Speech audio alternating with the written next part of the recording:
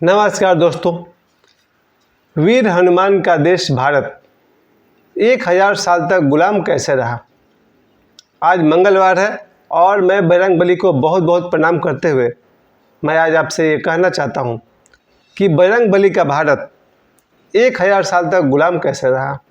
आश्चर्य की बात है, लेकिन मैं समझ सकता हूँ कि गुलाम कैसे रहा, क्योंकि भारत के इतिहास की जो कुछ भी जानकारी मेरे पास है, जो कुछ भी जानकारी आपके पास है, और मैं खुद 50 साल तक गुलाम रहा हूँ।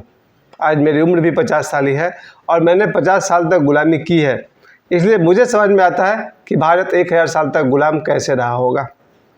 प्यारे दोस्तों, सबसे पहले तो आज मंगलवार है और मैं आज कहना चाहता हूँ कि मंगलवार का दिन बजरंगबली का दिन है, हनुमान जी का दिन है।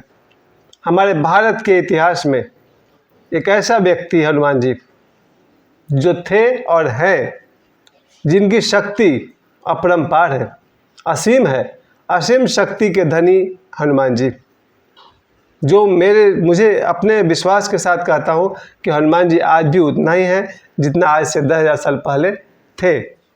उन हनुमान जी का देश भारत 1000 साल तक गुलाम रहा। क्योंकि आज मैं दिन में बच्चों को SST इतिहास पढ़ा रहा था, और इतिहास में जब मैं उन्हें पढ़ा रहा था कि ईस्ट इंडिया कंपनी 17वीं शताब्दी में भारत में आई, ईस्ट इंडिया कंपनी बिजनेस करने के नाम पर हमारे भारत में आई और धीरे धीरे कैसे वो हमारे देश में फैलने लगी। ईस्ट इंडिया कंपनी ने जब बंगाल से जो उसने एंट्री किया और उसने वहाँ के नवाबों को समझाया कि हम तो यहाँ बिजनेस करने के लिए आए हैं और अपनी सुरक्षा के लिए थोड़ा मिलिट्री मंगवाना चाहते हैं, और धीरे धीरे करके ये ईस्ट इंडिया कंपनी पश्चिम बंगाल पर तो फैलता ही गया और धीरे धीरे बिहार होते हुए वो अयोध्या तक पहुंच गया है और धीरे धीरे पूरे भारत पर ईस्ट इंडिया छा गया। ईस्ट इंडिया कंपनी तो 17वीं शताब्दी में आया, लेकिन उससे पहले हमारे भारत में 12वें शताब्दी के आसपास में गुलाम वंश का शुरुआत हो गया। प्यारे दोस्तों, आज के मेरे इस वीडियो में धर्म और राजनीति दोनों को मैं एक साथ लेकर चल रहा हूँ। इस बात से मैं बहुत ही आहत हूँ कि हमारा देश 1000 साल तक गुलाम रहा, और इसी देश में ऐसे ऐसे वीर योद्धा हुए हैं। अगर देखा जाए तो मैं रामायण की बात कर रहा हूँ कि रामायण में भगवान राम तो है ही सब कुछ, और भगवान राम के समानांतर हनुमान जी हैं, जिनके विषय में मैं 4 बात जरूर कहना चाहूँगा। हनुमान जी बलवान हैं, हनुमान जी शीलवान है। शीलवान मतलब होता है कैरेक्टरफुल, चरित्र से भरे हुए, क्योंकि बलवान आदमी चरित्रवान हो जाए ये बहुत ही रेयर बात है। क्योंकि जैसे ही व्यक्ति बलवान होता है, चाहे वो धन से बलवान हो, चाहे वो मसल से बलवान हो, चाहे वो किसी पद से बलवान हो, बलवान होते ही उसमें करप्शन आ जाता है। बलवान व्यक्ति गरीब को सताएगा ही, बलवान व्यक्ति किसी न किसी कमज़ोर को सताएगा, बलवान आदमी गलत राह पर चलेगा, इसकी ज़्यादा संभावना है। बलवान व्यक्ति अगर कोई धन से बलवान हो जाए या पद से बलवान हो जाए या मसल से बलवान हो जाए, वो गलत राह पर चलेगा ही, इसकी ज़्यादा संभावना है। लेकिन हनुमान जी शीलवान है, कैरेक्टरफुल पर्सन है। हनुमान जी बलवान होते हुए भी न किसी गरीब को सताते हैं और न उनमें कहीं आप कोई कमी पाएंगे। प्यारे दोस्तों, हनुमान जी बलवान हैं, शीलवान हैं, ज्ञानवान हैं और बुद्धिमान हैं। ज्ञानवान अलग चीज़ होता है। अगर मैं कहूँ कि किसी व्यक्ति को आयुर्वेद का ज्ञान है तो उसे बुद्धिमान नहीं कहेंगे, उसे ज्ञानी कहेंगे। तो हनुमान जी ज्ञानवान हैं और बुद्धिमान है। किसी परिस्थिति से कैसे निकला जाता है इसका उन्हें ज्ञान है। हमारा देश हनुमान जी का देश है, हमारा देश भगवान श्री राम का देश है। उसी देश में 2500 साल के बाद, यानी कि आज से 5000 वर्ष पहले महाभारत काल में जितने ही बड़े योद्धा हुए, एक एक योद्धा काफ़ी है। अगर मुझे लगता है भगवान कृष्ण को तो छोड़ दीजिए, एक अभिमन्यु काफ़ी था। अगर हमारे देश में एक अभिमन्यु भी हो जाए, एक अभिमन्यु, तो क्या मजाल थी कि हमारे देश में मुग़ल घुस जाते या हमारे देश में अंग्रेज़ घुस जाते। और भी बहुत लोग आए थे, है ना, हूण आए थे, पुर्तगाली आए थे, और कितने तरह के बाहरी लोग आए हैं और आकर आक्रमण किए हैं। हमारे देश का महाभारत का एक अभिमन्यु काफ़ी था। यहाँ तक कि जो निगेटिव कैरेक्टर है, दुर्योधन है, दुशासन है, कर्ण है, कर्ण के होते हुए हमारे देश में अंग्रेज घुस जाए, क्या मजाल थी।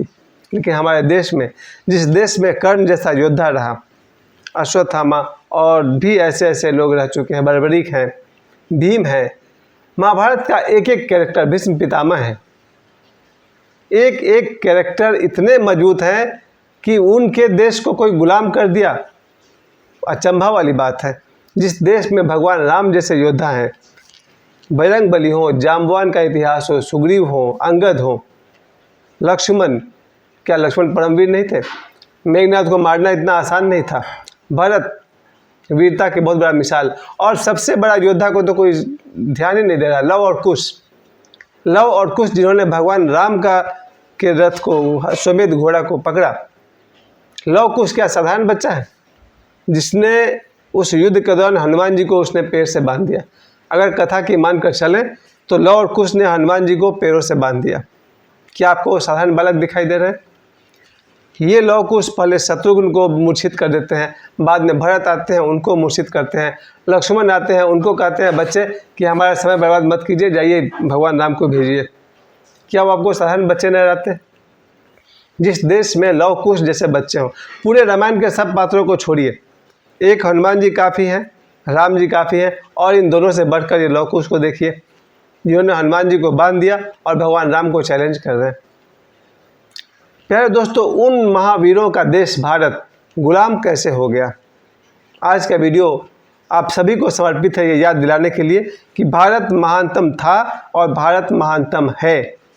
बीच का जो कुछ समय हम लोगों ने 1000 साल बिताए हैं वो थोड़ा कठिन जरूर रहा है। आज मैं कहना चाहता हूँ 2023 में बागेश्वर धाम सरकार कि पंडित धीरेन्द्र कृष्ण शास्त्री एक ऐसे नौजवान जिनके सामने 10 लाख लोग हाथ जोड़ के खड़े हैं, ये रहा भारत का नौजवान। कारण जो भी हो, अगर मेरा वीडियो कोई देख रहा हो, उसको आपत्ति हो रहा हो कि मैं क्यों पंडित धीरेन्द्र कृष्ण शास्त्री की प्रशंसा कर रहा हूँ, जिस देश में हनुमान जी जैसे लोग रहे हैं उसी देश में आज पंडित धीरेन्द्र कृष्ण शास्त्री है, जो हनुमान जी के नाम पर पूरे विश्व में डंका बज रहा है। ये इंग्लैंड जाकर के आए, वहाँ भी जय जयकार हुआ, अमेरिका जाकर के आए, वहाँ जय जयकार हुआ, और भारत में जिस जगह वो पहुँच जाते हैं, पटना जैसे मैंने खुद देखा उनको पटना में, या लगभग एक महीने में 10 से अधिक शिविर वो करते हैं। जिस शिविर में पहुंच जाते हैं वहाँ 10 लोग के हाथ अपने आप जुड़ जाते हैं और सिर झुक जाता है पंडित धीरेन्द्र कृष्ण शास्त्री के सामने। उनकी सबसे बड़ी खूबी क्या है? हनुमान जी के साथ उनका एसोसिएशन, उनका संबंध। हनुमान जी के साथ जो उनका एकात्मकता है, वननेस है, यूनिटी है। हनुमान जी के नाम पर अगर पंडित धीरेन्द्र कृष्ण शास्त्री ने आज पूरी दुनिया को, करोड़ों लोग को प्रभावित किया है, फेस टू फेस 10 लाख लोग तो वैसे ही प्रभावित हैं, 56 लाख लोग यूट्यूब पर उनसे जुड़े हुए हैं और करोड़ों लोग उनको देखते हैं। जब एक नौजवान, सिर्फ एक नौजवान हनुमान जी का नाम लेकर के करोड़ों लोग पर छा गया है, और ऐसा छा गया है कि सबके हाथ जुड़ जाते हैं, तो खुद हनुमान जी क्या रहे होंगे या क्या है? प्यारे दोस्तों, उसके बाद आपने देखा कि रामायण में ऐसे ऐसे कैरेक्टर हुए, महाभारत में ऐसे ऐसे कैरेक्टर हुए, वो देश गुलाम हो गया। आश्चर्य की बात है। आज के वीडियो में मैं यही कहना चाहता हूँ कैसे गुलाम हो गया, क्योंकि मैं खुद 50 साल से गुलाम रह चुका हूँ, और मैं आपको बताना चाहता हूँ कि मुझे पता आता है, मुझे समझ में आता है क्यों गुलाम हो गया। आप सभी को पता है, इसमें आश्चर्य की बात नहीं कि भारत में वर्ण व्यवस्था रही है। वर्ण का एक अर्थ रंग भी होता है, कलर। कहते हैं ना, इंद्रधनुष में सप्तवर्णी 7 रंग के होते हैं। हमारे देश में ऐसा माना गया कि लोगों के भी 4 वर्ण हैं, 4 कलर हैं। एक ग्रुप होगा जिसे ब्राह्मण कहा गया, जो ज्ञान में इंटरेस्टेड है, जो ज्ञान के खोज में लगा है और ज्ञान के प्रचार प्रसार में लगा है, ज्ञान को बांटने में लगा है, जो उन्होंने गुरु होने का दायित्व संभाला, उस वर्ण को ब्राह्मण कहा गया। आप देखिए, वशिष्ठ जी ने भगवान राम को तैयार किया, संदीपनी मुनि ने भगवान कृष्ण को तैयार किया। उस समय में ब्राह्मण जो हुआ करते थे, उनका काम था ज्ञान की खोज करना, the search and research of the power, और उन्होंने अपने बाद वाले को ट्रेंड किया, ऐसा तैयार किया। ब्राह्मणों का ये भी काम था, ज्ञान को प्राप्त किया और ज्ञान को अपने बाद वाले में बांटा। उस वर्ण को ब्राह्मण कहा गया। लेकिन जब भारत हमारा गुलाम हुआ है, तब इस वर्ण में क्या कमी दिखती है मुझे?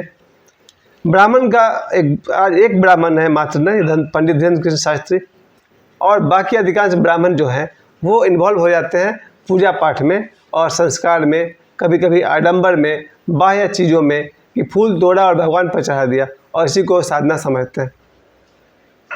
इतना आसान नहीं है। इस हिसाब से देखिए तो भारत में 1 करोड़ से अधिक ब्राह्मण हैं और उन सब का जो पूजा पाठ है बहुत ही लिमिटेड तक चलता है। फूल लाए, पत्थर पर, मूर्ति पर चढ़ा लिए, वेदों का पाठ कर लिए, थोड़ा रामायण पढ़ लिए, थोड़ा सत्यनारायण का कथा पढ़ लिए, उतना ही से काम नहीं होता है। ब्राह्मण का जो रिसर्च होता है बहुत गहरा, उनका जो तपस्या होता है, मेडिटेशन होता है, तंत्र मंत्र यंत्र पर जो उनका खोज होता है अपरंपार है। ब्राह्मणों का कोई सीमा नहीं है, अनंत सीमा है उनकी, और अनंत भी सीमा नहीं है। उनके ज्ञान का कोई अंत नहीं, उनके तपस्या का कोई अंत नहीं। वो बहुत बड़ा विराट चीज़ हुआ करता था। लेकिन जब हमारा भारत गुलाम हुआ होगा, उस गुलाम वंश के ज़माने में 12वीं सदी में, तो मुझे ऐसा, चूँकि मैं खुद तो वहाँ था नहीं, इतिहास के बल पे ही कह सकता हूँ, मैं ही कह सकता हूँ कि तब जो ब्राह्मण वर्ग रहा होगा वो ज्ञान की खोज के बजाय मंदिरों में पूजा पाठ कराना, लोगों के पूजा पाठ करना और वैदिक मान्यताओं में, संस्कार में इतना ज़्यादा रह गया होगा कि जो शक्ति की खोज है लगभग या तो रुक गई या खो गई या समाप्त हो गई होगी। लेकिन ये बात मैं अपने मेमोरी के बल पे कह रहा हूँ, अपने बल पे कह रहा हूँ, इतिहास के बल पे कह रहा हूँ। सच्चाई क्या है उस समय तो मैं खुद वहाँ था नहीं, लेकिन मैं कह सकता हूँ कि ब्राह्मणों की जो शक्ति थी वैदिक काल में, ये आज हमारे पंडित धीरेन्द्र शास्त्री को ही देख लीजिए। इसका मतलब है कि ब्राह्मण अपने पूरे डायमेंशन में नहीं खिल पाया रहा होगा। खैर, ये तो अनुमान मात्र है, किन्हीं को मेरी बात अगर बुरी लगती है तो मुझे अवश्य क्षमा करें। दूसरा वर्ग जो रहा होगा वो क्षत्रिय का वर्ग रहा होगा। ब्राह्मण जो क्षत्रिय को तैयार करता है, आप चाणक्य को देखिए, चाणक्य ने जिस तरह से तैयार किया चंद्रगुप्त को, आप समझ सकते हैं कि ब्राह्मण के कर्तव्य को समझना हो, चाणक्य को समझिए। चाणक्य ने किस तरह से अपने ब्राह्मण होने का निर्वाह किया है, भारत के निर्माण में उनका क्या योगदान था। तो जब ब्राह्मण अपने जगह से, अपने क्वालिटी से अगर मिस कर जाएंगे तो क्षत्रिय की स्थिति बिगड़ेगी। तो जब 12वीं सदी में जो क्षत्रिय उस समय के रहे होंगे, पावर तो उनके पास जरूर था, लेकिन अगर प्रॉपर ट्रेनिंग नहीं मिला हो, और ब्राह्मणों ने ट्रेनिंग दिया है क्षत्रियों को, क्योंकि आपने देखा होगा महाभारत में आपने देखा होगा कर्ण के जो गुरु हैं परशुराम जी। तो इस तरह से अगर ब्राह्मण वर्ग अपने जगह से, अपने पूर्ण खिलावट से अगर मिस हो जाए तो फिर क्षत्रियों की स्थिति गड़बड़ाएगी, क्योंकि क्षत्रिय जो योद्धा हैं अगर उनको उचित ट्रेनिंग नहीं मिला है तो फिर वो भोग विलास में खो जाएंगे। क्षत्रिय के पास शक्ति है, वो अपने से कमजोरों पर अत्याचार करेंगे, हो सकता है वो भी भोग विलास में चले जाए, क्योंकि राजा का काम ही क्या था। उस ज़माने में जो राजा थे उनका काम था खाओ पियो ऐश करो, मांस मदिरा में लगे हुए हैं, वही शराब शबाब वाली बात है। अप्सराएँ हैं, बहुत अप्सराएँ नहीं कहा जाएगा, उनके महल में बहुत सारी पटरनियाँ हैं। तो जो क्षत्रिय हैं उस ज़माने के, जो राजा हैं, वो अयासी में खो गए हैं। वो खाने पीने में लगे हुए हैं, एक से एक खाने पीने का चीज़ चाहिए, बहुत सारी पटरानियाँ चाहिए, जिसको कहा जाए भोग विलास में रह गए हैं। अगर भोग विलास में आदमी रह जाए तो उसे गुलाम रहना बहुत मुश्किल तो नहीं है। तो मेरे हिसाब से उस ज़माने में जो ब्राह्मण का 100% जो उनकी क्वालिटी है वहाँ कहीं कमी आई होगी। जो क्षत्रिय का जो शौर्य है, आप देखिए क्षत्रिय का इतिहास उठा कर देखिए, रामायण में भगवान राम है, या फिर और भी आप सभी देख सकते हैं, विश्वामित्र को याद कीजिए, महाभारत में जितने क्षत्रिय उनको याद कीजिए। क्षत्रिय तो ऐसा वीर होता है जिससे पूरी धरती कांपती है। तो फिर 12वीं सदी के क्षत्रियों को क्या हो गया था कि बाहर से गुलाम वंश या कैसे कैसे लोग आए हैं और हमारे देश को गुलाम करते चले गए हैं। तो ये दो वर्ग, तीसरा वर्ण जो रहा होगा वो वैश्य का वर्ण रहा होगा, जिनका काम था पैसा कमाना। जब ऊपर के दो वर्ग ही गड़बड़ा गए हैं तो वैश्य रोक पाएंगे अंग्रेज़ों को या मुगलों को हमारे देश में प्रवेश करने से। और जो चौथा वर्ण है, शुद्ध वर्ण है, वो उस ज़माने के हिसाब से उनसे भी ये संभव नहीं है कि वो लोग अंग्रेज़ों को रोक पाएँ और वो लोग ये मुगलों को रोक पाएँ, या जो बाहर के जो आक्रमणकारी हैं उन्हें वो रोक पाएँ। मेरे देखे इसी तरह से हमारा देश जो 12वीं सदी से लेकर के 1947 तक गुलाम रहा, और 1947 के बाद जब हमारा देश आज़ाद हुआ, आज़ादी से लेकर के आज तक आप सभी जानते हैं कि लगभग 50 उधर और 20 70 75 साल की आज़ादी के बाद आज 2023 में हमारा देश इतना तक तो ज़रूर आत्मनिर्भर हो गया है कि एक तरफ हमारे देश के प्रधानमंत्री हैं जिन्हें आप आए दिन समाचार में देखते होंगे, वो जिस देश में भी जाते हैं वहाँ वो सम्मानित होते हैं। किसी भी देश में वो जाते हैं, चाहे वो अमेरिका जाएं या किसी भी देश में जाएं, नरेंद्र मोदी जी का उनका स्वागत होता है, उनका सत्कार होता है, उनका सम्मान होता है। आज देखा जाए तो हमारे देश की जो स्थिति है, चाहे वो सड़कों की व्यवस्था हो या रेलवे लाइन की व्यवस्था हो, तरह तरह की व्यवस्थाओं में आज लोग प्रगति देख रहे हैं। जिस तरह से हमारा देश गुलाम हुआ था, आज हमारा देश फिर राइज करने लगा है।